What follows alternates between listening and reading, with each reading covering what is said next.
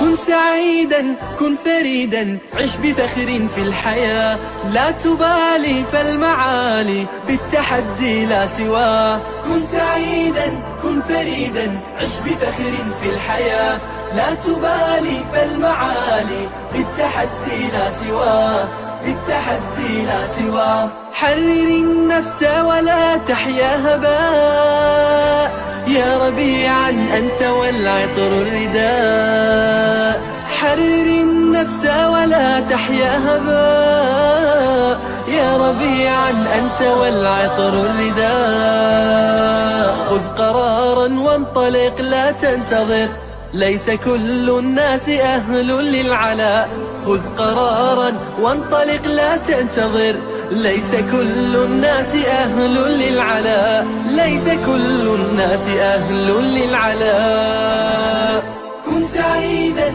كن فريدا عش بفخر في الحياة لا تبالي فالمعالي بالتحدي لا سواه كن سعيدا كن فريدا عش بفخر في الحياة لا تبالي فالمعالي بالتحدي لا سواه بالتحدي لا سواه ذلك الدهر الذي ترضى به هل يراك الكون من صناعه ذلك الدهر الذي ترضى به هل يراك الكون من صناعه ودع الأحلام يا فارسنا كن بهذا العصر من أعلامه ودع الأحلام يا فارسنا كن بهذا العصر من أعلامه كن بهذا العصر من أعلامه كن سعيدا كن فريدا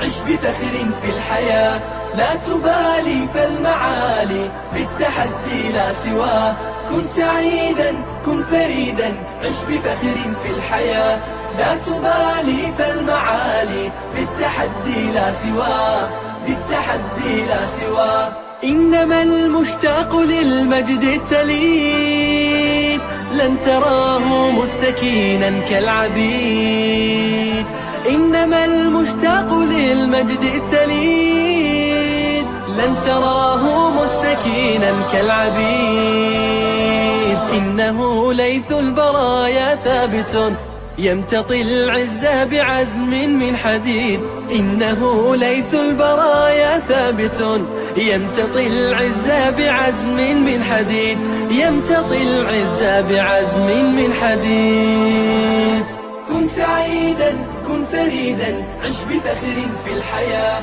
لا تبالي فالمعالي بالتحدي لا سواه كن سعيدا كن فريدا عش بفخر في الحياة لا تبالي فالمعالي بالتحدي لا سواه بالتحدي لا سواه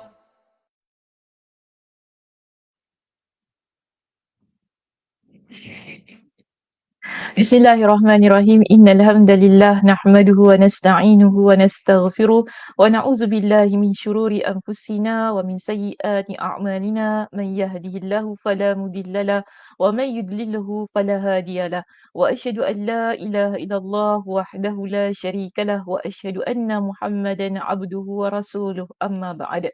Rabbi shrah li sadri wa yassir li amri wahlul 'uqdatam min lisani yafqahu qawli. Rabbi zidni ilma warzuqni fahma. Allahumma inna nas'aluka ilman nafi'a wa rizqan tayyiba wa amalan mutaqabbala. Assalamualaikum warahmatullahi wabarakatuh. Apa khabar jemaah muslimah kita di Masjid Kampung Siglap pada pagi ini? Mudah-mudahan semuanya dalam keadaan yang sihat sejahtera hendaknya dan juga sudah bersedia untuk ikuti sambungan perbincangan kitab kita Ad-Da' wa Ad-Dawa. Okey, kita bersama dengan siapa pada pagi ini? Boleh kita lihat teman-teman yang dari awal tadi sudah masuk ke ruangan kita di sini. Kita ada Mariam Hamid di situ. Assalamualaikum Ustazah. Waalaikumsalam warahmatullahi Puan Mariam. Terima kasih bersama dengan kami pada pagi ini. Kita juga ada Kak Zah Musa kita. Assalamualaikum warahmatullahi Ustazah. Waalaikumsalam warahmatullahi Kak Zah. Moga Ustazah sihat pagi ini, insyaAllah. Mudah-mudahan ya, doakan. Ustazah penat. Dia kalau penat je slow sikit. Okay, kita ada Kak Som kita. Kak Som. Assalamualaikum Ustazah. Waalaikumsalam warahmatullahi. Okey, dan apa, admin dan teman-teman semua. Okey, semoga dirahmati Allah. Amin. Terima kasih Kak Som.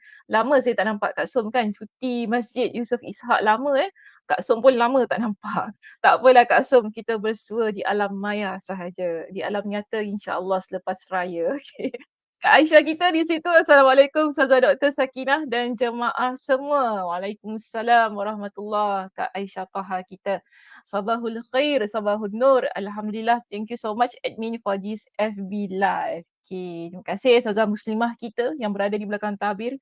Yang tukar-tukar tempat dari tadi dah macam apa dah dia. Ya, perlu ucapkan terima kasih kepada dia ya. Kita ada Kak Nur Kamaria kita. Assalamualaikum Ustazah, admin dan sahabat-sahabat. Bagi love, Ustazah bagi love kembali. Okay, Kak Nur kita. Terima kasih. Admin pun komen juga tu. Tak apa admin, saya tak payah baca komen awak. Kita ada Cik Salimah. Cik Salimah dia dan kita ya. Assalamualaikum Ustazah. Sihat? Sihat? Sihat? Cik Salimah. InsyaAllah mudah-mudahan sihat. Ya, doakan saya mudah-mudahan Cik Salimah juga sihat. Umi Salihah ada di situ. Assalamualaikum Ustazah. Waalaikumsalam warahmatullahi dan sahabat-sahabat kuliah yang dirahmati dan dikasihi Allah. Barakallahu fiq wa fiqi barakallah. Ada Nurah. Assalamualaikum Ustazah. Waalaikumsalam warahmatullahi. Okey, baik. Muslimah yang saya kasihi, pada pagi ini kita akan mulakan pengajian di muka surat yang keberapa? Sila letakkan di ruangan komen supaya kita dapat kongsi dengan teman-teman kita. Hari ini kita nak mulakan pengajian di muka surat yang keberapa? Silakan.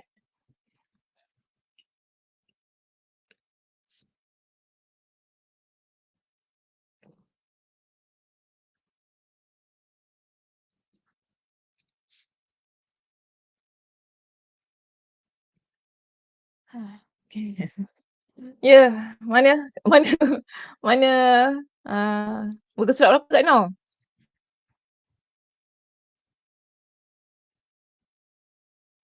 Sambungan poin 49. Okey Kak Zah, sambungan poin 49. Muka surat 234. Okey, 234. Kak Som, poin 49, 234. Okey, sama ya? Kak Noh sama ke Kak Noh? Cik Salimah, muka surat Cik Salimah berapa? Cik Salimah tak bawa buku juga hari ni.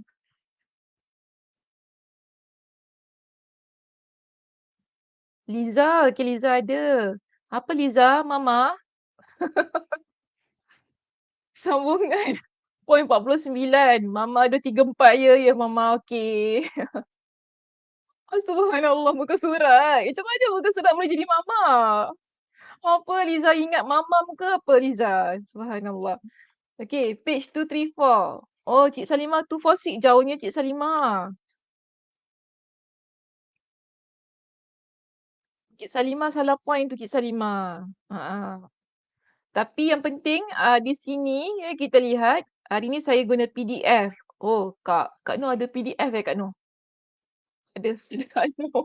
Ada PDF Kak Noh? Oh, canggih lah Kak Noh hari ni guna PDF. Okey, tak apa. Tak kisahlah nak guna PDF ke, guna buku betul ke, ada buku bedek ke? Tak ada, tak ada buku bedek. Okey, tapi yang penting kita di sini kalau ikut kepada teman-teman kita, ya mereka menyatakan bahawa perbincangan kita pada pagi ini akan bermula dari muka surat 234. Tapi muka surat Ustazah berapa? Ustazah Salimah? Ustazah Salimah. Ustazah Muslimah. Ustazah Muslimah sila keluarkan slide Ustazah pagi ni. Baik, kita lihat muka surat Ustazah 244. Biasanya yang saya nampak ya, perbincangan muka surat kita ni dia 10 page lebih kan? Sebab tu tadi 234 kawan-kawan semua berada di muka surat 234. Ustazah 244, maknanya itu biasalah kan dia punya muka surat 10 lebih jauh macam tu, 10 pages, 10 pages. Okey baik. Kita akan sambung perbincangan berkenaan dengan poin kita yang ke-49. Kalau muka surat lain macam mana pun yang penting cari poin kita yang ke-49 bertajuk maksiat menjauhkan hamba dari malaikat. Dan kita berada di perbincangan kita pada bahagian yang terakhir. Baik, di sini ada satu lagi kesan yang disebutkan. Kalau muka surat saya nak mula daripada perenggan di antara dampak maksiat lainnya. Sila ya cari perenggan itu, paragraf yang berbunyi di antara dampak maksiat lainnya ialah menjauhkan hamba dari penolongnya. Kalau muka surat 234 saya tak pasti di perenggan yang keberapa. Okey, jika muka surat 244 kita berada di perenggan kita yang ke 1, 2, 3, 4, yang keempat. Okey. Perenggan yang keempat berbunyi di antara dampak maksiat lainnya ialah menjauhkan hamba dari penolongnya. Okey, kalau dapat paragraf itu letakkan di ruangan komen di paragraf yang keberapa untuk bantu teman-teman kita yang mengikuti pengajian pada hari ini dan mungkin nanti malam ke bila-bila mereka nak ikuti secara rakaman nanti sebab saya faham mungkin ada yang bekerja yang tak dapat ikuti on time. It's okay. So yang penting di sini sila bantu teman-teman anda beritahu berada di perenggan yang keberapa. Kita berada di apa? Fourth paragraph. Okay, terima kasih Kak Zah. Okay. Perenggan yang keempat. Betul, perenggan yang keempat. Kak Som pun kata perenggan yang keempat. Oh, sama ya dengan Ustazah ya di sini. Jika saya pun sama juga. Muka surat 244 di perenggan yang keempat. Baik, kita mulakan pengajian kita pada pagi ini tentang kesan maksiat yang lainnya yang terdapat pada poin kita yang ke-49 ini. Imam Ibnul Qayyim Al-Jauziyah, Ustazah Muslimah, besarkan sikit wajah Ustazah di situ. Okay, sebab slide tu boleh nampak ya. Okay. Kita di sini kita ada lihat ada dua perkara yang berlaku kepada seseorang hamba apabila dia melakukan kemaksiatan dalam kehidupan dia. Iaitu di sini Imam Ibnul Qayyim Al-Jauziyah dia menyebutkan kepada kita bahawa antara kesan maksiat lainnya ialah menjauhkan hamba dari penolongnya. Penolong ni maksudnya ialah malaikat. Malaikat yang menolong kita, yang menjaga kita yang Allah Subhanahu Wa Taala utuskan hantar ni untuk menjaga hamba-hambanya yang beriman kepada Allah Subhanahu Wa Taala. Di sesi yang lepas pun saya dah jelaskan bagaimana Allah Subhanahu Wa Taala dan kenapa Allah Subhanahu Wa Taala hantarkan malaikat ini untuk menjaga hamba-hambanya. Okey, jika siapa yang terlepas boleh rujuk kepada rakaman kita pada minggu lepas, kuliah kita pada minggu lepas. Baik, jadi di sini katakan padahal kebahagiaannya ada di dekat dan di samping penolong tadi, iaitu dengan loyal kepadanya. Maksudnya ialah kita sekarang kita tahu malaikat itu ada dekat dengan kita. Malaikat akan membantu kita untuk memberikan motivasi kepada kita agar kita sentiasa berada di atas jalan ketaatan. Kita sentiasa buat perkara-perkara yang baik kan. Tapi masalahnya ialah bila kita buat maksiat tu ia menyebabkan malaikat tersebut pergi daripada hidup seseorang. Kita seolah-olah mengusir dia daripada hidup kita. Sedangkan dah ada yang terbaik Allah Subhanahu Wa Taala berikan dalam hidup kita sebagai peneman itu tadi. Jadi di sini bila kita buat maksiat, ia menjauhkan kita daripada penolong kita yang sudah sedia ada Allah berikan iaitu malaikat. Yang loyal lah Allah sebutkan dalam Al-Quran juga ya, malaikat ini bila Allah perintahkan maka malaikat akan buat. Kan bila Allah kata kau duduklah dengan si Zah tu duduk macam tu kan. Dia akan duduk, mana akan jaga sedemikian. So kita lihat di sini kalau seseorang dia buat pula maksiat, malaikat pergi dan kita dah bincangkan inilah yang akan menyebabkan kita dekat dengan musuh kita yang sebenar-benarnya iaitu syaitan. Dalam Al-Quran Allah ingatkan kepada kita dalam banyak ayat syaitan itu aduwwum mubin. Maknanya syaitan itu adalah musuh kalian yang nyata. Okay, Allah juga pernah ingatkan kepada Nabi Adam alaihi salam dan juga Hawa iaitu syaitan, iblis ini adalah musuh kalian yang nyata. Jangan ikut. Allah ingatkan kepada kita manusia ini jangan ikut syaitan, jangan ikut iblis sebab mereka adalah musuh.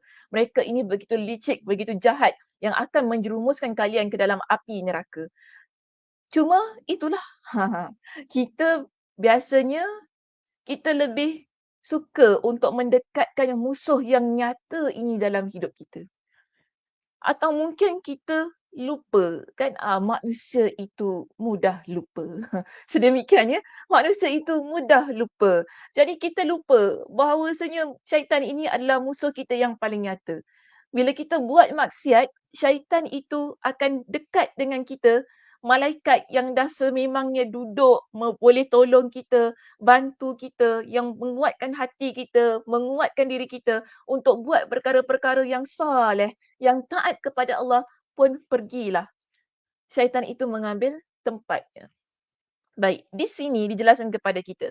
Malaikat sentiasa membela seorang hamba jika ada yang menganiayanya atau mencelanya. Jadi antara peranan malaikat ini, dia tak duduk saja-saja dengan kita muslimah. Ya, malaikat ini bila duduk dengan kita, maknanya di situ ada tugas dan peranannya yang Allah Subhanahu Wa Taala berikan kepada dia. Kan? Di samping kita ada malaikat yang mencatat ya tentang kebaikan kita, keburukan yang kita lakukan. Namun ada malaikat yang menjaga kita di sini. Dia akan membantu kita bila ada perkara-perkara yang mungkin ada orang nak aniaya, ada orang yang nak menzalimi kita, mungkin dia akan bantu kita. Dengan syarat ialah kita tetap dalam keadaan keimanan kita kepada Allah, ketaatan kita kepada Allah. Sebab tu kadang-kadang kita lihat orang yang soleh ni, orang yang baik-baik ni, ada je perkara-perkara yang Masya Allah Tabarakallah yang berlaku dalam hidup dia. Dan kadang-kadang di luar jangkaan kita. Kan, Masya Allah, ada benda yang mungkin Allah selamatkan dia, kita nampak kan. Orang baik kan, Allah selamatkan dia. Orang Allah Subhanahu Wa Taala lindungi dia. Kita selalu nampak begitu pada orang baik-baik.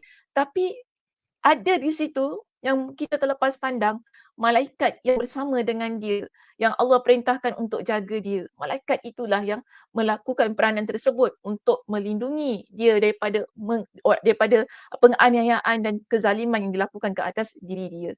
Ini yang diceritakan ataupun dijelaskan oleh Imam Ibnul Qayyim dalam kitabnya ini.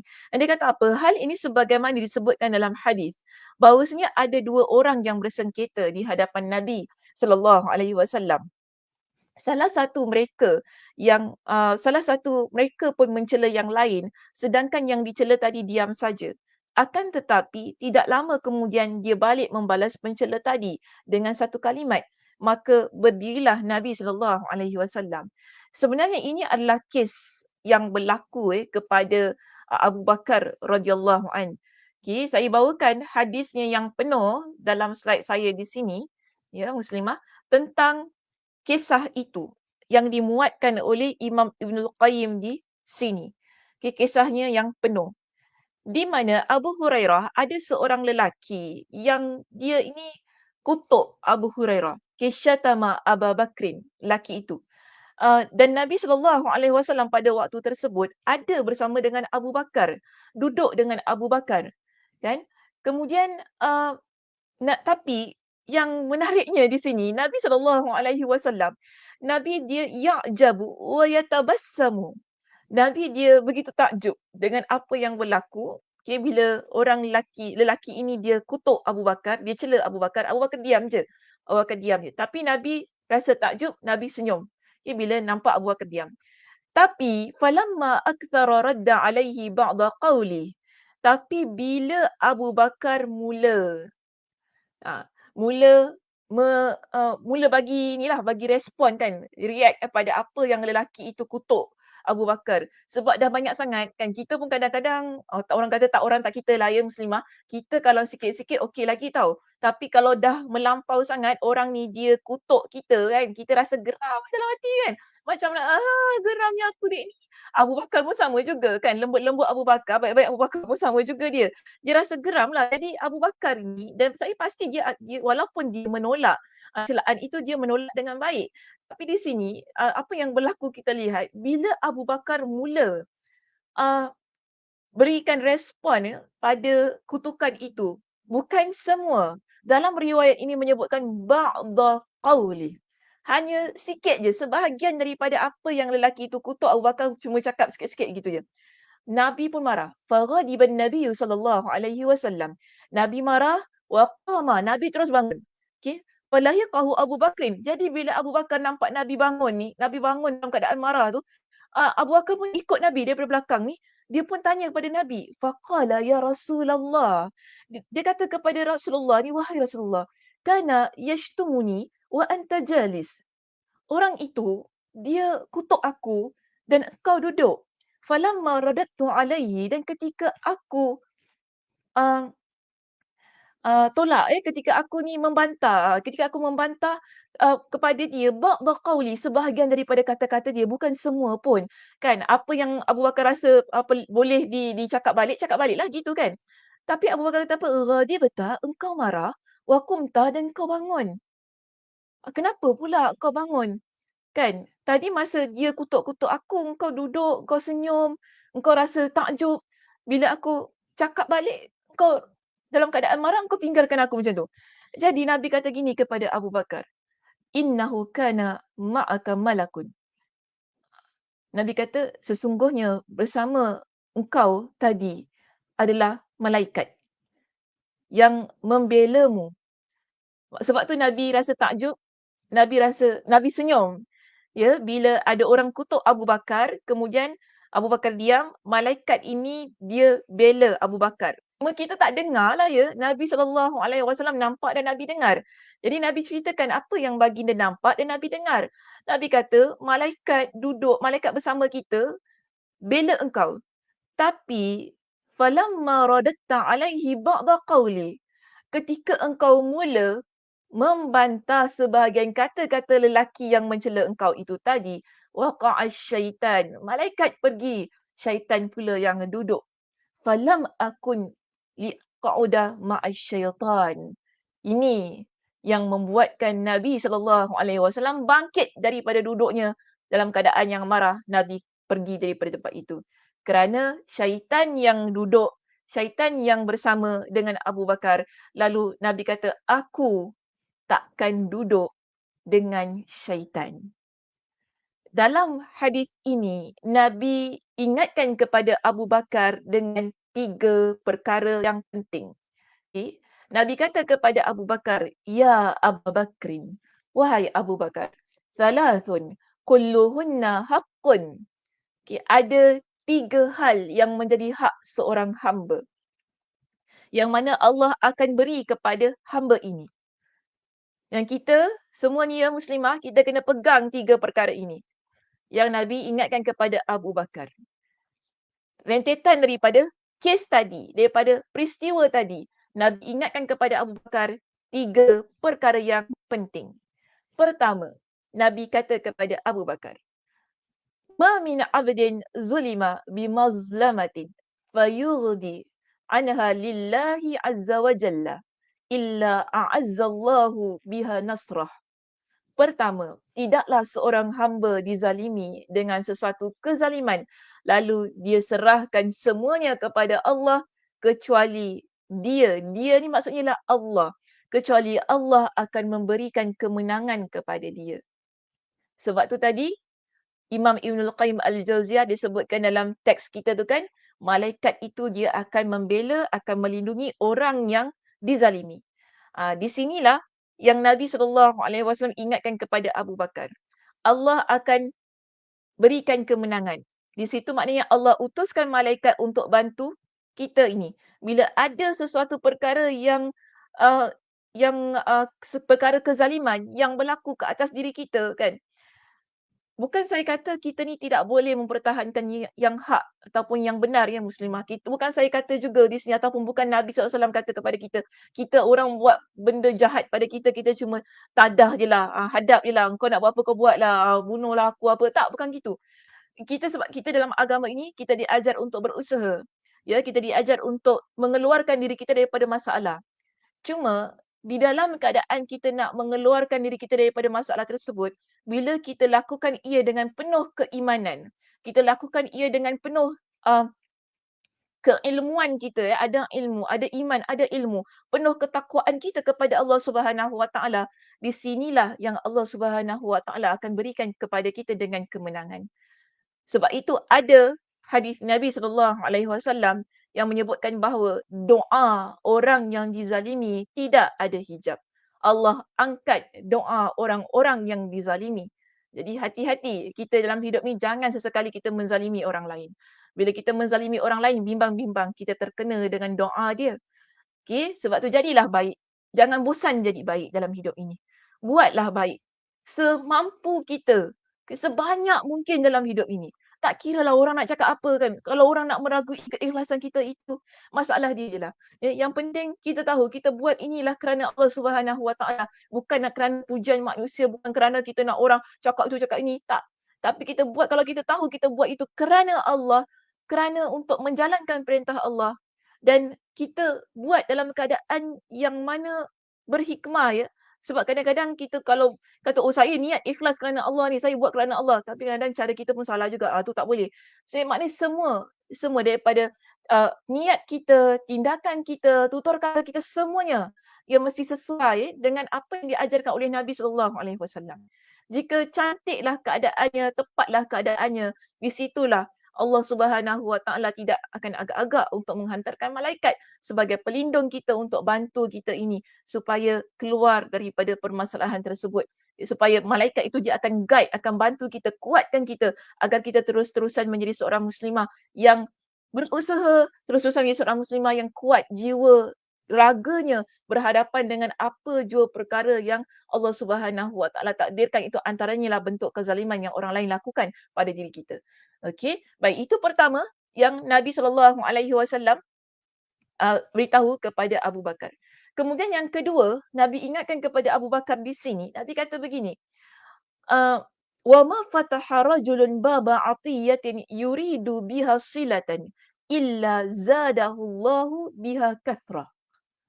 Nabi kata kepada Abu Bakar, tidaklah seseorang dia membuka pintu kedermawanannya yang dengannya dia menyambung hubungan silaturahim. Okay, hubungan silaturahim ni maksud kita dengan ahli keluarga kita. Kadang-kadang kenapa disebutkan hubungan silaturahim ni? Dia begini muslimah, kadang-kadang kita dengan bukan family members ni bukan main dermawan kita ni. Dia gitu kan.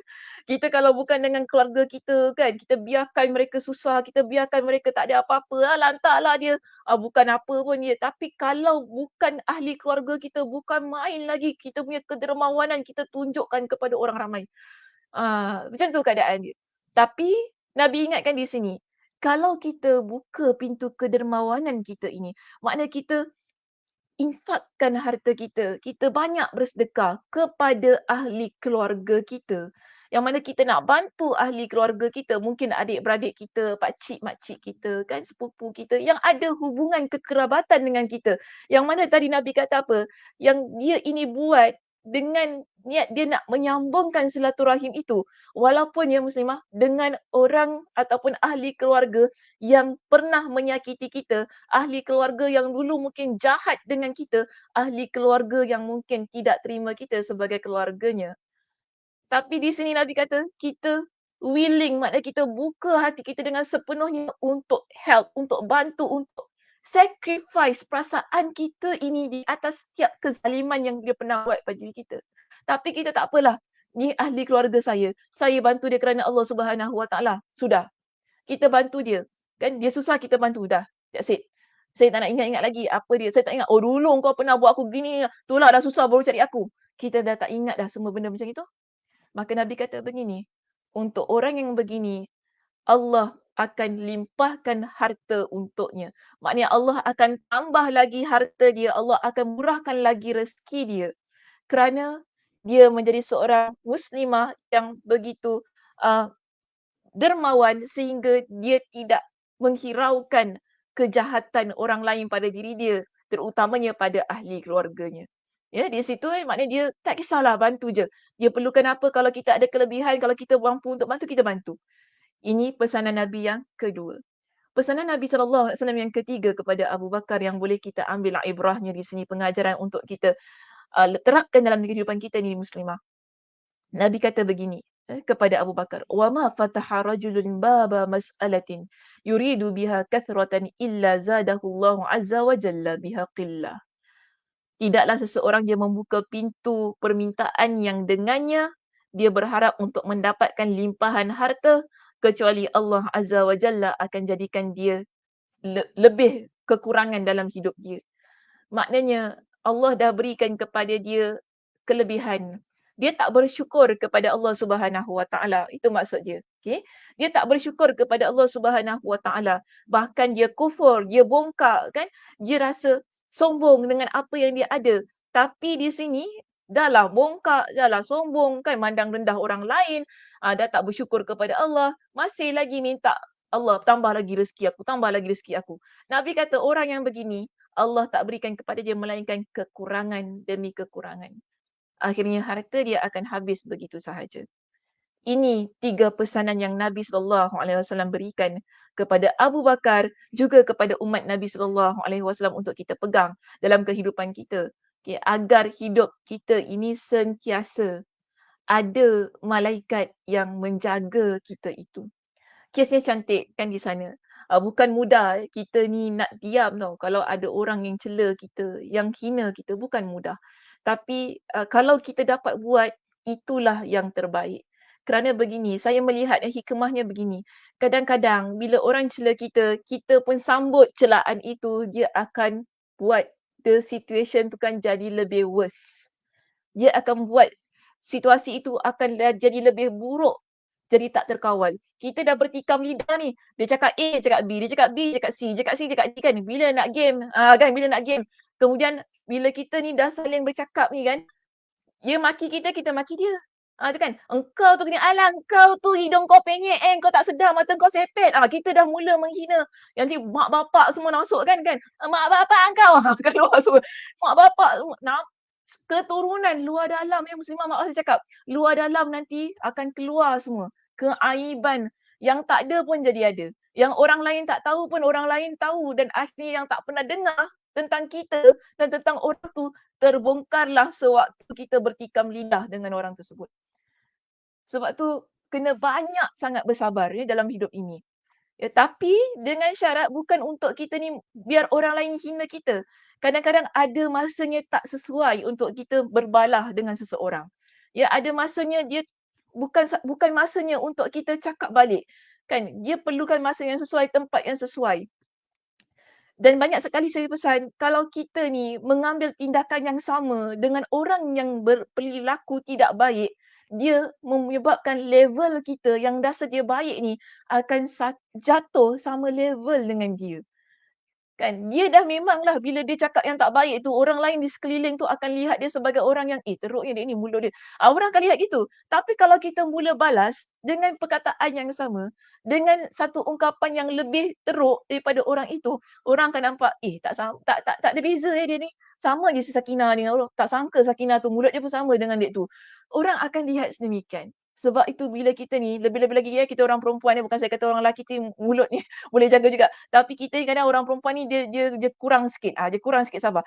Kalau kita kuatkan lagi kesabaran kita, insya-Allah lebih cantik, lebih anggun kita di mata orang ramai. Okey, baik Muslimah. Kita lihat. Seterusnya dalam kitab kita di sini, sila lihat di muka surat yang berikutnya. Saya di muka surat yang berikutnya.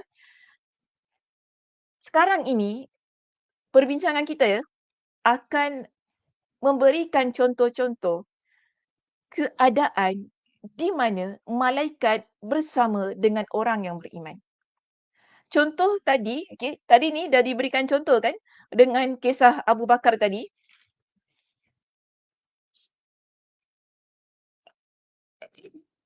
Tadi dah berikan contoh kan dengan kisah Abu Bakar tadi, yang mana ada malaikat sebenarnya yang membela dia ketika dia diam dan dia sabar itu, tapi kemudian bila dia keluarkan kata-kata yang membantah tu kan, malaikat pergi. Baik, itu satu keadaan. Kita ada keadaan yang kedua di sini. Keadaan kita yang kedua iaitu malaikat mengaminkan doa. Sebagaimana yang Imam Ibnul Qayyim Al-Jauziyah sebutkan di sini. Dia kata jika seorang Muslim mendoakan saudaranya tanpa sepengetahuannya, maknanya kita doakan kawan kita, saudara kita tanpa pengetahuan dia. Kita pun tak bilanglah dengan dia, kau semalam aku doakan kau. Gitu kan. Kau ada? Tak ada. Kita tak cakap gitu. Dia tak main lah kes-kes macam ini kan. Okey. Jadi dia doakan kawan dia, kita pun tak bilang dia, tak beritahu dia yang kita doakan dia. So di sini Nabi kata apa? Da'watul mar'i mustajabatun li akhihi bi zahril ghaib. Doa seseorang untuk saudaranya yang sedang tidak bersamanya, maksudnya dia itu jauh. Dia tidak ada dengan kita dan dia pun tidak tahu. Kita doakan dia. Nabi ingatkan kepada kita, ia adalah mustajabah. Doa itu adalah mustajab. Allah Subhanahu Wa Taala kabulkan. Kenapa? Sebabnya di sini Nabi beritahu kepada kita, inda ra'sihi malak. Kerana di atas kepalanya terdapat malaikat. Yu'amminu ala du'ai. Malaikat ini dia mengaminkan doanya. Kita doa untuk teman kita yang jauh tadi kan, yang dia pun tak tahu, yang kita doakan dia. Ada malaikat di atas kepala kita ini yang turut mengaminkan doa kita. Kemudian Nabi kata apa? Kullama da'alahu bi khair. Okay, kullama da'alahu bi khair. Kita doakan kebaikan. Ini mesti sebut juga. Nanti kadang-kadang kita ni kalau tak berikan penjelasan ni kan, kita main doa je. Aku doa, aku sumpah engkau biar malaikat aminkan. Itu tak main muslimah. Jangan main-main ni semua. Yang penting di sini doanya adalah doa yang baik. Ya, kullama da'alahu bi khairin, Nabi kata. Ketika dia mendoakan yang baik untuk temannya, saudaranya, di saat saudaranya itu tidak ada bersama dengan dia dan di luar pengetahuan saudaranya. Apa kata malaikat ini? Qala, Nabi SAW pun menjelaskan kepada kita, malaikat ini akan berkata, amin. Maknanya malaikat aminkan doa kita. Walaka bimithli. Yang nombor 2 ni, best. Kita doakan kebaikan untuk teman kita yang teman kita ni tidak tahu, kemudian dia pun memang kita pun tak beritahu kepada dia, malaikat mengaminkan doa tersebut dan malaikat mendoakan perkara yang sama kepada kita. Kita doakan kawan kita, ya Allah, mudah-mudahan kau berikan kepada dia dengan hidayah, kau berikan kepada dia dengan kekuatan kesabarannya. Kita doa begitu untuk teman kita. Kawan kita tak tahu kita doa begitu. Malaikat ni aminkan. Amin. Dan begitu juga untuk engkau. Maknanya doakan Allah juga berikan kepada kita dengan hidayah. Semua orang ya perlukan hidayah ya muslimah. Jangan kita rasa kita dah baik, kita tak perlukan hidayah. Tak, bukan gitu. Baik ke tak baik ke semua perlukan hidayah Allah Subhanahu Wa Taala. Bila kita doakan orang lain mendapat hidayah yang orang itu tidak tahu, malaikat akan doakan untuk kita juga. Walaka bimisli, engkau juga. Allah berikan hidayah kepada engkau. Ini doa malaikat. Cantik hidup kita ni sebagai seorang yang beriman kepada Allah Subhanahu Wa Taala. Masya-Allah, tabarakallah. Jadi hadis ini riwayat Imam Ibn Majah, status hadis ini adalah sahih. Yang mana sebagai satu bukti kepada kita, malaikat itu bila kita doa, dia mengaminkan doa kita. Okay, ada doa-doa kita yang mana malaikat ini aminkan bersama-sama dengan kita. Bahkan mendoakan yang serupa tentang kebaikan itu untuk kita. Apa yang kita doa yang baik itu untuk kita pun sama, malaikat doakan. Allah berikan kepada diri kita. Okey, baik. Seterusnya kita ada yang kedua di sini. Apabila umat Islam selesai membaca surah Al-Fatihah. Ini dalam solat lah ya muslimah. Dalam solat kita berjemaah kan. Kita ikut imam solat kan. Nanti bila imam baca surah Al-Fatihah, kita pun aminkan, betul tak? Kita aminkan bacaan Al-Fatihah imam itu, kita turut bersama dengan imam di sana. Maka di sini Imam Ibn Qayyim dia letakkan dengan satu contoh, para malaikat segera mengaminkan doa itu. Para malaikat bersama kita untuk mengaminkan doa itu. Di sini saya datangkan dalilnya sebab dalam kitab kita dia tak bawakan dalil. Jadi saya usaha untuk cari dalil-dalilnya supaya kita pun nampak jelas, ada nasnya. Okey, ada hadisnya yang sahih yang disebutkan oleh Nabi SAW. Sebab tu Imam Ibn Qayyim dia sebutkan di sini. Sebab nanti saya bimbang nanti orang kata, cakap-cakap begitu je tak ada dalil, hadis tak ada, Quran tak ada, pendapat dia je kot. Bukan pendapat dia ya muslimah. Jadi Imam Ibn Qayyim di sini bila dia sebutkan dengan contoh-contoh ini bukan pendapat dia. Tapi dia keluarkan kerana ada nasnya daripada Al-Quran dan juga hadis Nabi SAW. Antaranya di sini yang ketiga, contoh yang dibawakan kepada kita ialah bacaan amin manusia dan malaikat itu dia bergandengan ketika dalam solat itu tadi. Di sini Nabi SAW jelaskan kepada kita, idza qala ahadukum amin, jika salah seorang dari kalian amin, wa qalatil malaikatu fis sama'i amin, dan para malaikat yang ada di langit juga membaca amin. Fa wafaqat ihdahumal ukhra, lalu bacaan lalu bacaan salah satunya bersamaan dengan bacaan yang lain. Kan maknanya kita sama-samalah. Bila kita solat berjemaah itu kita ucapkan amin, malaikat pun di atas langit pun ucapkan amin. Nabi SAW kata apa? "Ghufira lahu ma taqaddama min zambi." Maka dosanya yang telah lalu akan diampuni. Mereka semua ini, okey, bila kita amin, malaikat pun amin di atas langit sama-sama dengan kita. Nabi kata fawafaqat ihdahumal ukhra.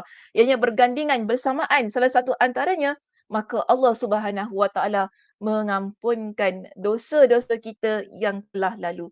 Ni boleh saya kata antara fadilat lah, antara keutamaan kita solat berjemaah bersama dengan imam. Ni antara fadilat, masya-Allah tabarakallah ya. Kita dalam solat kita, kalau kita solat yang kuat ni, solat subuh, solat maghrib, solat isyak, banyak kali kan, ada dua kali. Kalau solat subuh 2 kali, solat maghrib 2 kali, 2 kali, okey. Kat situ kita nampak potensi dosa-dosa kita untuk diampunkan itu amat besar. Lebih-lebih lagi kalau bulan Ramadan kan, kita ikut tarawih, betul tak? Kita ikut tarawih bersama dengan imam. Kita solat tarawih kan, baca Al-Fatihah, kita aminkan imam juga. Malaikat pun turut aminkan juga di sana, di atas langit. Maka di situ pengampunan dosa, masya-Allah tabarakallah. Pengampunan dosa yang Allah berikan kepada kita amat banyak. Kerana dengan apa yang dilakukan oleh malaikat itu bersama-sama dengan kita. Baik, ini contoh yang ketiga ya, kita bawakan pada pagi ini. Kita ada contoh yang berikutnya di sini. Dia katakan kepada kita, jika seorang mukmin yang bertauhid. Bertauhid ni maksudnya apa? Dia beriman kepada Allah Subhanahu Wa Taala, tidak mensyirikkan Allah Subhanahu Wa Taala, dia tidak buat perkara-perkara yang boleh merosakkan akidah dia. Okey, maknanya ni bertauhid. Mengikuti jalannya. Maksudnya kita taat kepada perintah Allah Subhanahu Wa Taala dan meneladani sunnah Rasulnya tanpa berbuat dosa. Nescaya para malaikat yang memikul arash dan yang berada di sekelilingnya memintakan ampun untuknya. Ini sebagaimana yang terdapat dalam surah Ghafir ayat yang ke-7. Dalam surah Ghafir ayat yang ke-7 ini ya muslimah, Allah Subhanahu Wa Taala merekodkan tentang satu keadaan. Satu keadaan um, tentang malaikat yang memikul arash. Malaikat yang memikul arash ni maksudnya malaikat yang paling dekat dengan Allah Subhanahu Wa Taala. So malaikat ni pun dia ada ranking-ranking dia, okey. Malaikat ni pun dia ada yang kerja-kerja dia tersendiri, tapi kalau kita kata malaikat yang membawa arash paling dekat dengan Allah Subhanahu Wa Taala. Jadi Allah sebutkan dalam surah ini, Allah kata apa? Allazina yahmilunal arash wa man haulahu. Malaikat-malaikat yang memikul arash dan malaikat yang berada di sekelilingnya. Yusabbihuna bihamdi rabbihim. Malaikat-malaikat ini mereka bertasbih memuji Tuhannya. Wa yu'minuna bih, dan mereka beriman kepada Allah. Yang ketiga, Allah sebutkan apa yang dilakukan oleh malaikat yang memikul arash dan mengelilingi arash Allah Subhanahu Wa Taala ini. Di samping mereka bertasbih kepada Allah, memuji Allah dan beriman kepada Allah ini kan, Allah kata wa yastaghfiruna lilladzina amanu. Malaikat meminta keampunan kepada Allah untuk orang-orang yang beriman. Siapa orang yang beriman? Kita ni muslimah. Okey, kita ni semua adalah orang-orang yang beriman. Malaikat minta keampunan. Ya, malaikat minta keampunan. Ya Allah, ampunkan orang yang beriman ini. Dan dia doa kepada Allah begini. Malaikat-malaikat ni doa kepada Allah begini muslimah. Rabbana wasi'ta kulla syai'ir rahmah. Ya Tuhan kami, rahmat dan ilmu Engkau meliputi segala sesuatu. Faghfir lilladzina tabu. Engkau ampunkanlah mereka yang bertaubat.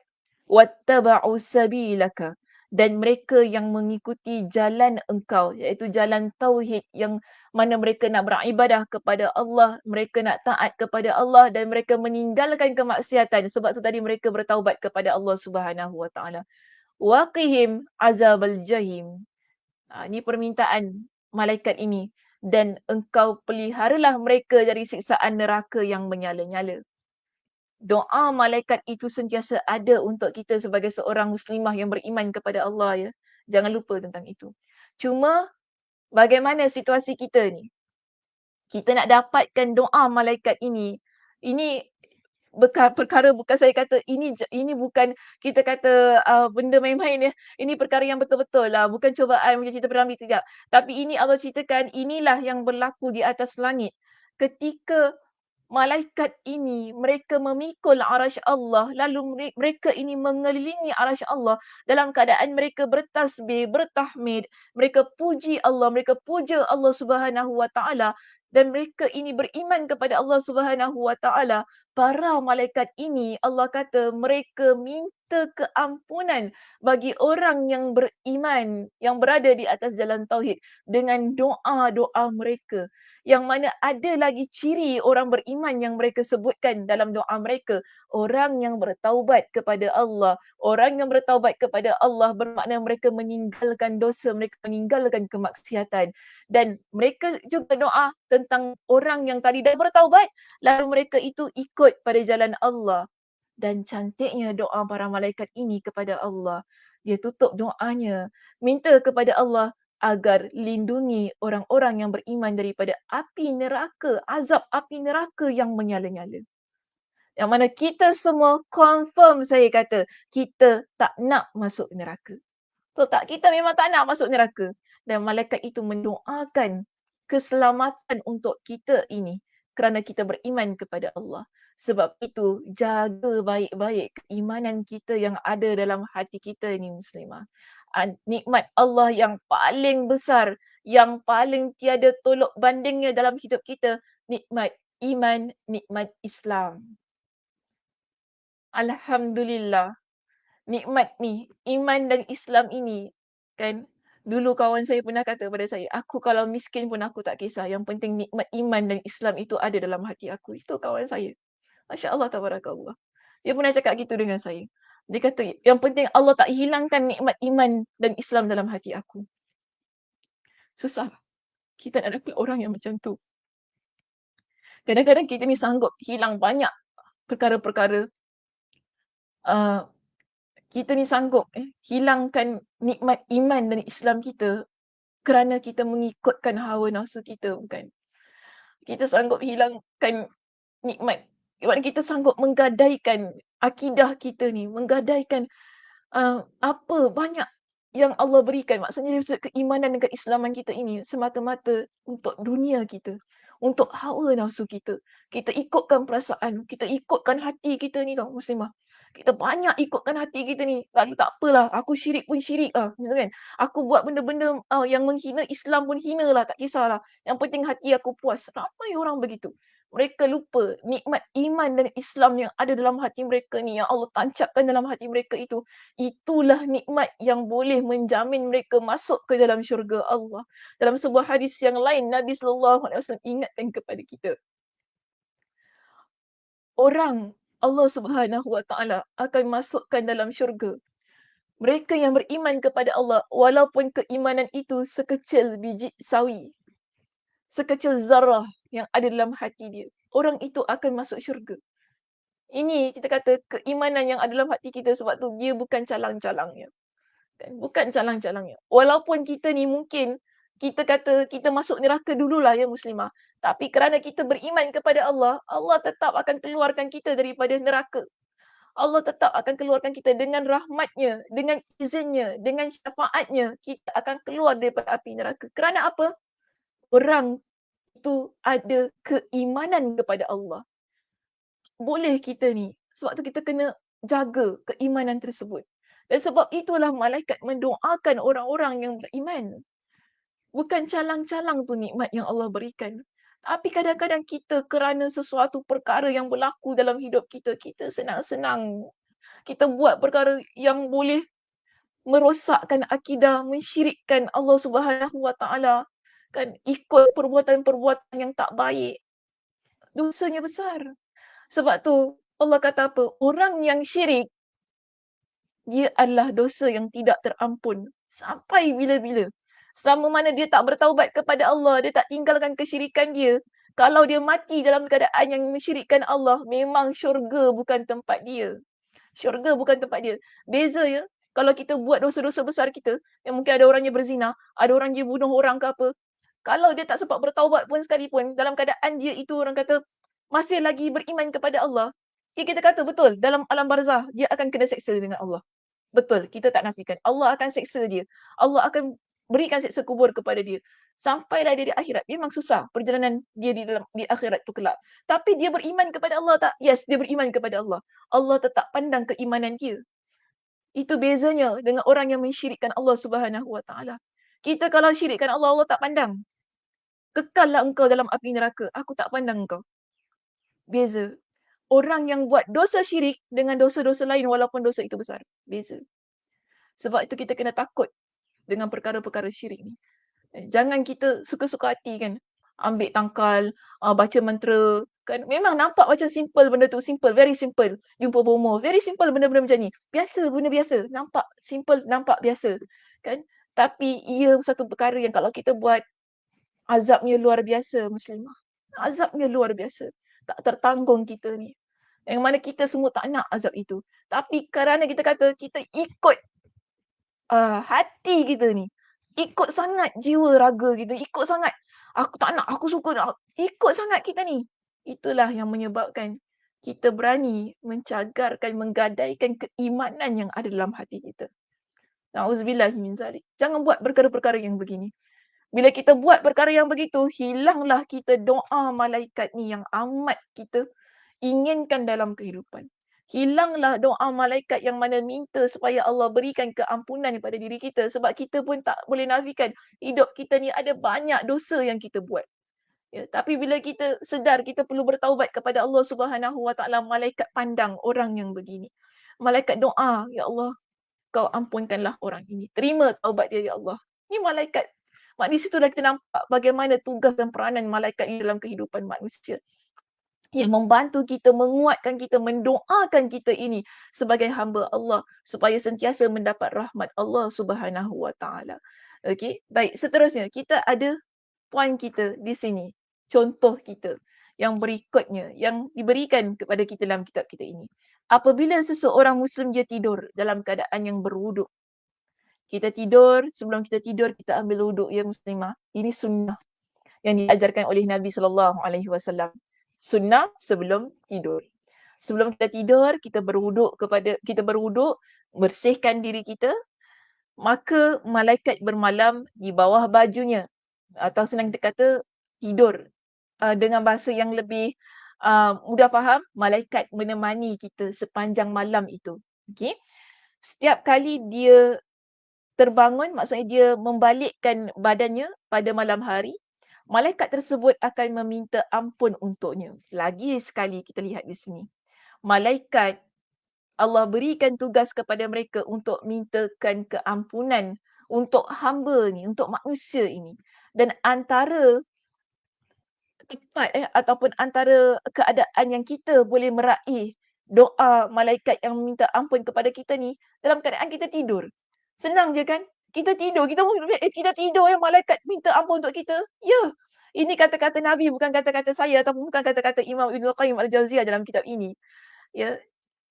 Nabi kata begini, tahiru. Sebab tu Nabi perintahkan kepada kita. Hadis ini riwayat Imam At-Tabrani dengan sanad yang hasan li ghairi.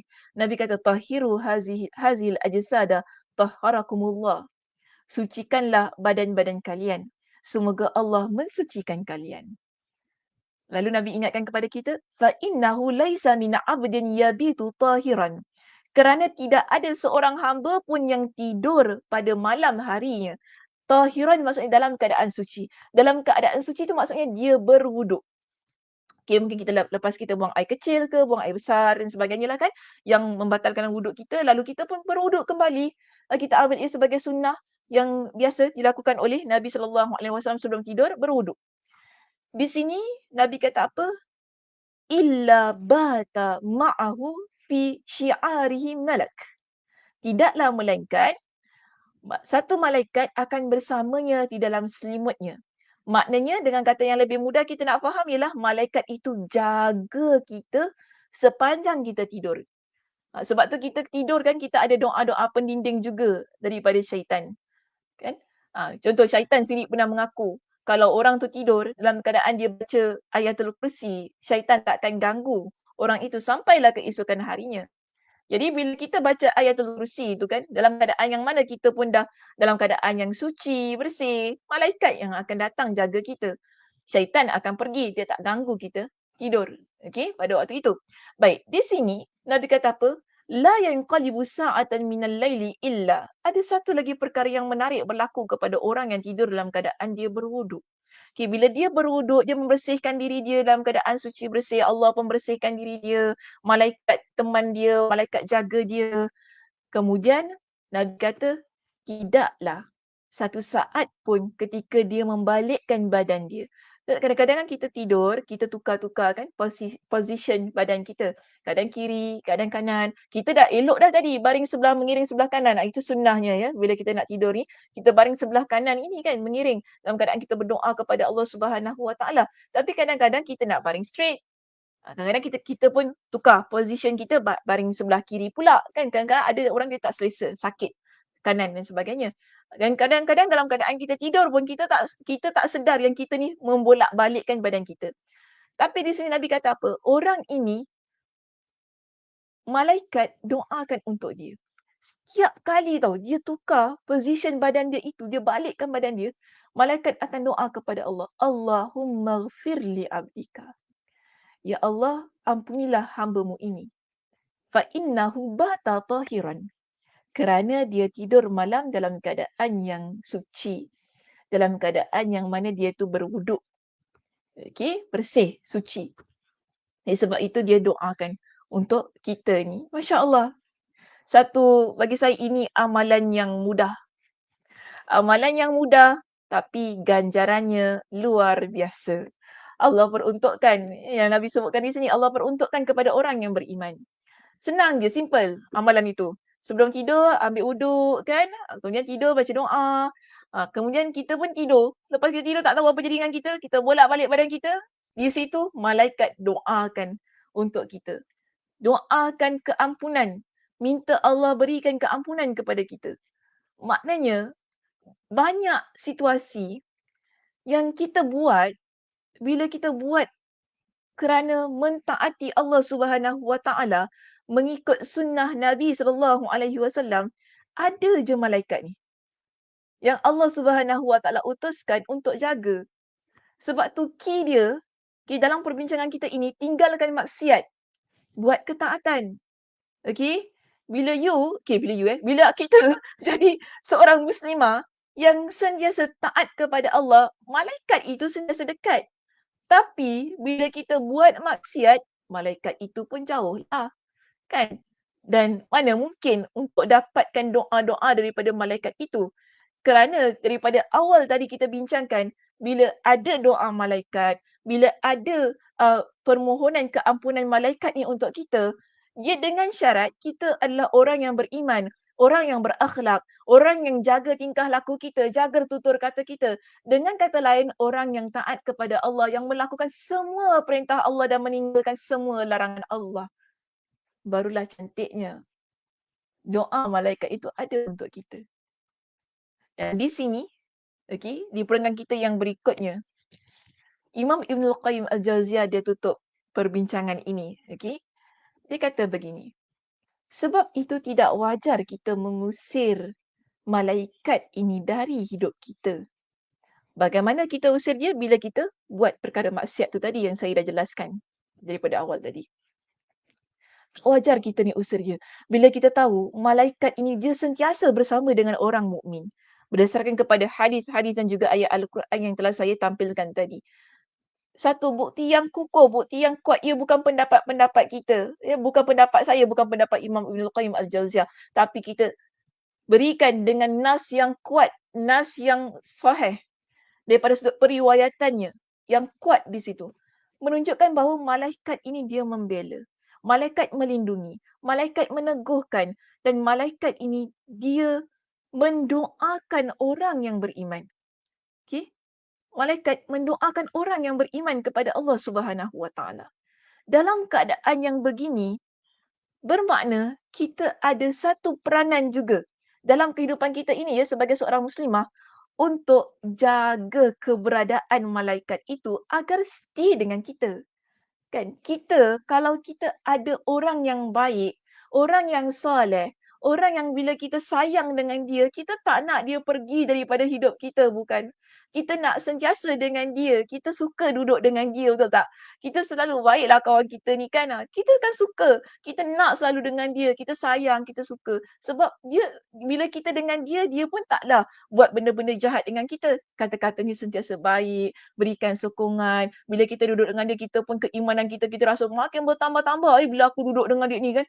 Dia kalau cakap Masya Allah, Tabarakallah, cakap yang baik-baik kan, yang menyenangkan hati kita. Kita tak terasa dengan kata-kata dia. Bahkan kita seronok duduk dengan dia kerana banyak ilmunya, banyak perkara yang dia share dengan kita. Sentiasa baik. Orangnya sentiasa baik begitu keadaan dia.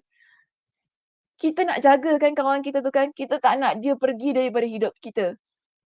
Di sini muslimah saya kata, malaikat ini makhluk yang terbaik. Makhluk yang terbaik Allah berikan sebagai peneman kita. Yang Allah sentiasa letakkan ia bersama dengan kita. Syaratnya ialah kerana kita beriman kepada Allah Subhanahu Wa Taala, kita taat kepada Allah Subhanahu Wa Taala. That's why Allah berikan malaikat jaga orang ni. Lindungi dia, bela dia, teguhkan hati dia untuk buat perkara yang baik. Doakan. Ini semua perintah Allah dan malaikat buat sesuatu sesuai dengan perintah Allah. Malaikat dia bukan macam kita muslimah. Kita Allah suruh ini, Allah suruh A, kita buat B. Malaikat tak. Malaikat Allah suruh A lah malaikat buat. Kalau Allah kata doakan orang ni, doalah dia kepada kita. Begitu keadaan malaikat. Beza dengan kita manusia ini. Sebab tu dia di kalangan makhluk yang terbaik yang Allah Subhanahu Wa Taala ciptakan, yang taat kepada Allah Subhanahu Wa Taala tanpa sedikit pun dia buat perkara-perkara yang salah. Itu malaikat. Jadi Allah berikan makhluk yang terbaik ini kan dalam hidup kita, Masya Allah, Barakallah. Dalam nas-nas tadi kita tunjukkan bahawa malaikat itu sentiasa dengan orang yang taat, orang yang buat perkara-perkara yang baik. Maknanya kita kena jaga. Kita tak nak dia pergi daripada hidup kita. Kita kena jaga dia. You stay lah kan aku dengan malaikat ni. Duduklah dengan aku kan supaya aku ni hidup dalam keadaan yang sentiasa diberkati dan dilimpahi dengan rahmat Allah Subhanahu Wa Taala. Sebab tu rumah kita ni muslimah, rumah kita ni kalau tak dibacakan dengan ayat Al-Quran, malaikat tak masuk. Malaikat duduk luar. Rumah kita ni ada malaikat yang duduk. Tapi dengan syarat mesti rumah itu dihiasi dengan kebaikan, ketaatan. Kalau rumah kita penuh dengan kemaksiatan, kelalaian kan, mana malaikat nak masuk? Yang masuknya tahu-tahulah yang masuknya. Saya selalu nak cakap pun susah kan. Yang masuknya pun kalau tak cakap pun rasanya tahulah kan. Kalau malaikat tak masuk, yang masuk ialah syaitan. Senang cakap kan daripada tadi cakap kan. Kalau malaikat tak jaga kita, yang jaga kita adalah syaitan. Musuh kita yang nyata itu. Kita mengusir malaikat yang datang jaga kita, mengambil posisi tempat malaikat itu adalah syaitan ini. Bagus dia ni. Senang aku buat kerja. Yang rugi siapa? Kita. Ruginya kita. Sebab kita ni Allah berikan banyak peluang, banyak ruang supaya malaikat itu sentiasa dengan kita. Amalannya simple kan, macam tadi tidur, ambil wuduk kan. Simple. Amalannya simple. Cuma kadang-kadang kita ni yang buat perkara simple ni jadi rumit. Kan? Kita buat benda-benda yang simple jadi rumit sampai kan kita pun tak terbuat. Kita malas nak buat, malas nak buat, nak ambil wuduk basah lah nanti nak tidur basah. Ada orang macam tu. Kan? Ada je alasan dia, ada je yang dia punya songeh tu kan. Padahal benda tu simple. Itu yang saya kata, benda tu simple tapi dia buat rumit. Kerana diikutkan perasaan dia tu kan. Malas lah, leceh lah, ikut rasa. Orang kata sebab tu, orang Melayu kita gunakan perkataan, kalau ikut rasa binasa. Banyak sangat kita ikut rasa kita, akhirnya kita binasa, kita rugi. Sedangkan peluang dan ruang Allah berikan kepada kita, ia terbentang luas di hadapan mata. Kita choose, tinggal choose je. Engkau nak yang macam mana? Engkau buat ni, malaikat ada dengan kau. Kan? Kau taat kepada Allah, kau solat, engkau jadi orang yang sentiasa, nak jadi muslimah yang baik, aku hantarkan malaikat untuk jaga kau. Senang saja. Begitu keadaan dia. Di sini, bukan kita kata, Allah tak jaga kita ke, bukan gitu kita kata. Bukan, maknanya Allah tak jaga kita, malaikat pula jaga kita. Tak naklah, kita nak Allah jaga kita. Betul lah Allah jaga kita. Tapi Allah Subhanahu Wa Taala hantarkan tenteranya, hantarkan guard ni, bodyguard ni security kan untuk jaga kita ni. Bukan kita kata, "Habis Allah SWT tak mampu kerja kita." Allah mampu, itulah kemampuan Allah SWT yang maha segala-galanya. Kan Allah boleh buat apa sahaja. Dan Allah juga boleh buat, kalau kita rasa kita buat amal kebaikan, tapi kemudian kita ni tak ikhlas, Allah akan kata, ni tak ikhlas ni. Buat apa aku nak jaga dia? Kita duk tunggu, kenapa tak ada malaikat jaga kita ya? Pelik. Tu kan ada je azab Allah kat kita ni. Mungkin cuba cek balik amalan kita. Okey? Cuba cek, koreksi balik, muhasabah balik kita ni. Adakah amalan kita adalah amalan yang benar-benar ikhlas kerana Allah yang kita buat? Kan solat kita, puasa kita. Dalam hidup kita, kita perlu sentiasa muhasabah diri kita ni. Kenapa kadang-kadang kita ni banyak masalah, banyak susah hati kita ni, kenapa? Mungkin ibadah kita ni ada problem, ada isunya. Kita kena cek balik. Maknanya kita perlu memperbaiki keikhlasan kita ini. Bersihkan lagi hati kita. Ya, bersihkan lagi hati kita, kuatkan lagi jiwa kita ini untuk terus-terusan menjadi seorang muslimah yang hatinya benar-benar suci, murni kerana Allah. Sebab tu kadang-kadang kita pelik, kan? Dah buat baik dah, tapi ada je tak, maknanya di situ cuba. Bukan saya kata kalau ada musibah je ataupun hujan je kan maknanya problem masalah, tak, bukan gitu.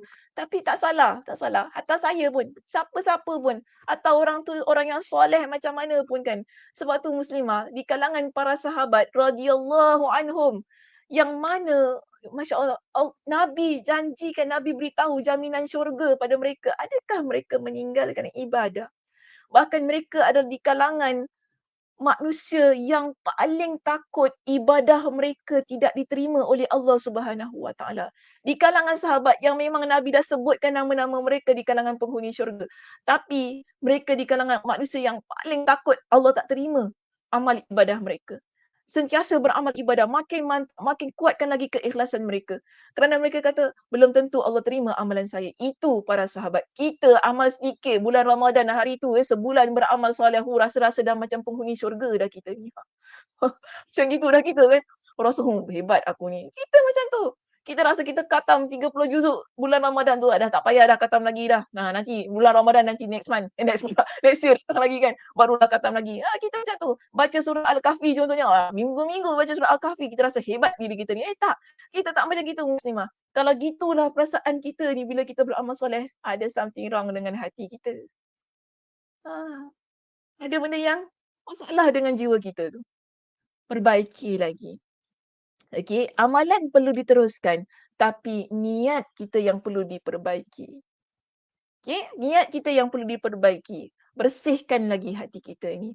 Sebab itu, di kalangan para sahabat radhiyallahu anhum banyak ingatkan kepada kita. Okey, kata-kata ini boleh dilihat pada perenggan-perenggan terakhir dalam kitab. Yang tadi saya jelaskan semua ialah kira macam kesimpulan pada semua perenggan-perenggan yang terakhir ini. Saya tak bacalah pada kitab tu kan, sebab kalau baca nanti makin lambat lagi. Saya cakap pun dah cukup panjang kan, okey? Bila kita baca lagi lambat. Tapi yang penting semua poin tu ada pada perenggan-perenggan kita yang terakhir. Saya nak tutup pengajian kita pada pagi ini dengan kata-kata ataupun nasihat di kalangan para sahabat. Mereka nasihatkan, mereka kata apa? Sesungguhnya bersama kalian ada malaikat yang tidak berpisah dengan kalian. Kita ada malaikat yang sentiasa bersama dengan kita. Antaranya ialah yang sentiasa dengan kita inilah malaikat yang mencatat kebaikan dan keburukan kita muslimah. Kita buat perkara-perkara yang baik, perkara yang jahat, tidak ada satu pun yang tertinggal. Takkan ada error. Okay? Human errors tu tak ada lagi dah dalam catatan amal kita. Dalam catatan amal kita tak ada typo. Okey, kalau kata typo lah tertype macam tadi Liza dari muka surat terletak mama macam tu kan Liza. So tapi amal catatan kita ni kanan kiri, amal baik, amal buruk tak ada typo. Tak ada human errors kan. Salah lah ni tak sampai lah ni orang ataupun kita tak ada technical ni, error technical ni tak ada. Ia tak mungkin berlaku. Tak mungkin di hadapan Allah kita kata, Allah mungkin malaikat tu typo lah, saya tak buat gini. tak ada maknanya muslimah. Tak ada maknanya kita kata kita depan Allah Subhanahu Wa Taala. Ya, sebab itu di sini para sahabat radhiyallahu anhum diingatkan kepada kita. Malaikat ini sentiasa ada dengan kita untuk mencatat amal kebaikan kita sama ada amal kebaikan kita dan juga amal buruk kita. Sebab tu kita kena sentiasa ada rasa malu dengan malaikat ini. Kita nak buat jahat, malu kita. Walaupun orang tak nampak. Kenapa apa? Malaikat tu ada. Catat amal perbuatan kita. Kalau kita fikir macam tu, kita tinggalkan automatik muslimah. Tak boleh ni. Kalau buat ni malaikat catat aku mati aku. Kita akan fikir gitu kan. Tapi biasanya kita kalau orang nampak baru kita ni. Kalau orang nampak kita, tak naklah orang nampak, malulah orang tengok nanti kan.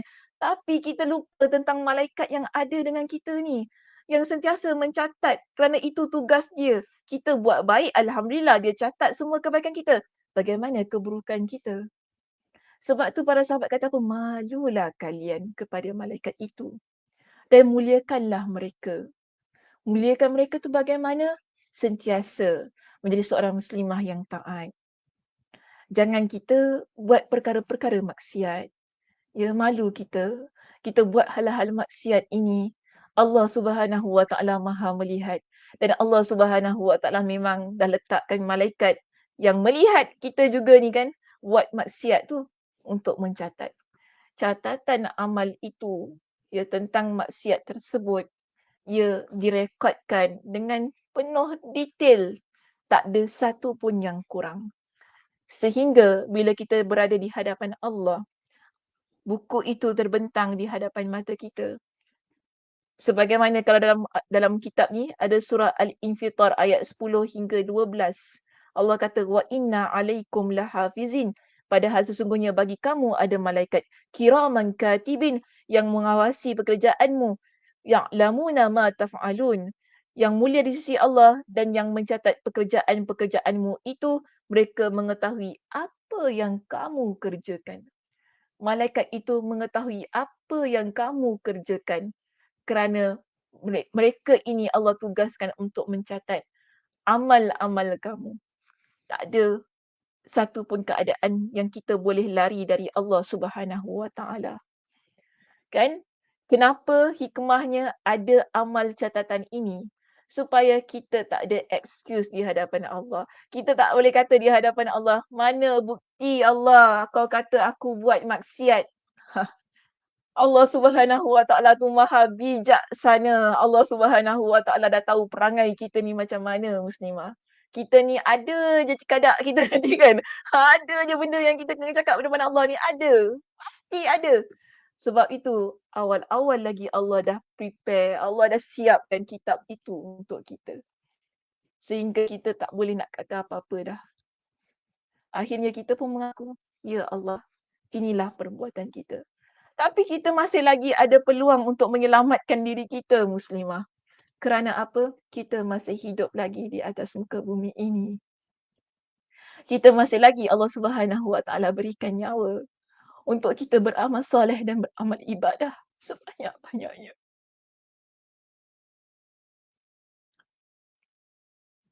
Selagi kita hidup, selagi kita bernafas, Allah bagi kita peluang untuk jadi seorang muslimah yang salihah, muslimah yang baik, muslimah yang taat.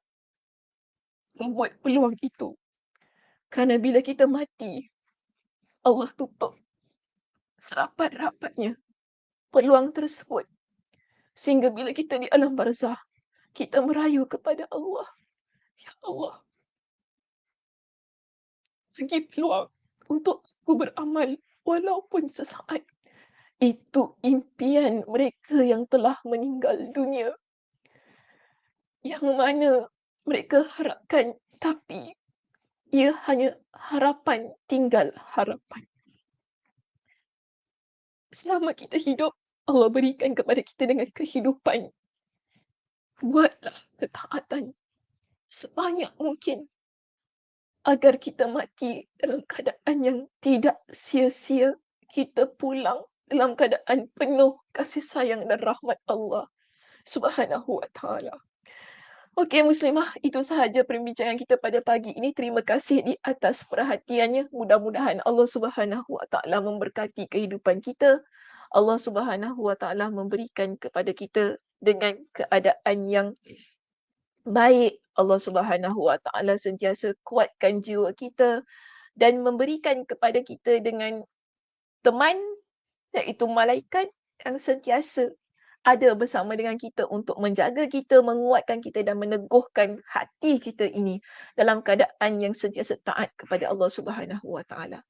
Okey, itu sahaja. Jangan lupa minggu depan kita tidak ada kuliah kerana kita berada di hari-hari tasyrik. Okey. Sebelum itu selamat Hari Raya juga saya ucapkan kepada semuanya. Mudah-mudahan Allah Subhanahu Wa Taala menerima amal soleh kita di awal bulan Zulhijjah ini. Buatlah apa jua amal soleh yang anda mampu. Tak semestinya berpuasa ya.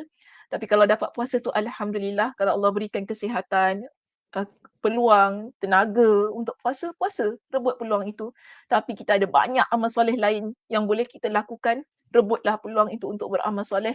Kerana inilah antara hari-hari yang mana bila seseorang itu dia melakukan amal soleh, Allah Subhanahu Wa Taala cinta amal soleh itu. Bila Allah cinta amal soleh itu bermakna Allah angkat darjatnya, Allah kuatkan ia dengan ganjaran-ganjaran yang kita sendiri tidak ketahui apakah ganjarannya di sisi Allah Subhanahu Wa Taala. Yang penting ialah kita teruskan amal soleh kita yang mudah-mudahan Allah Subhanahu Wa Taala menerima ia. Selamat Hari Raya sekali lagi. InsyaAllah kita jumpa selepas hari-hari tasyrik kita, iaitu pada minggu lagi satu. Okey, saya tutup dengan tasbih kafarah. Subhanakallahumma wa bihamdika asyhadu an la ilaha illa anta astaghfiruka wa atubu ilaik. Assalamualaikum warahmatullahi wabarakatuh.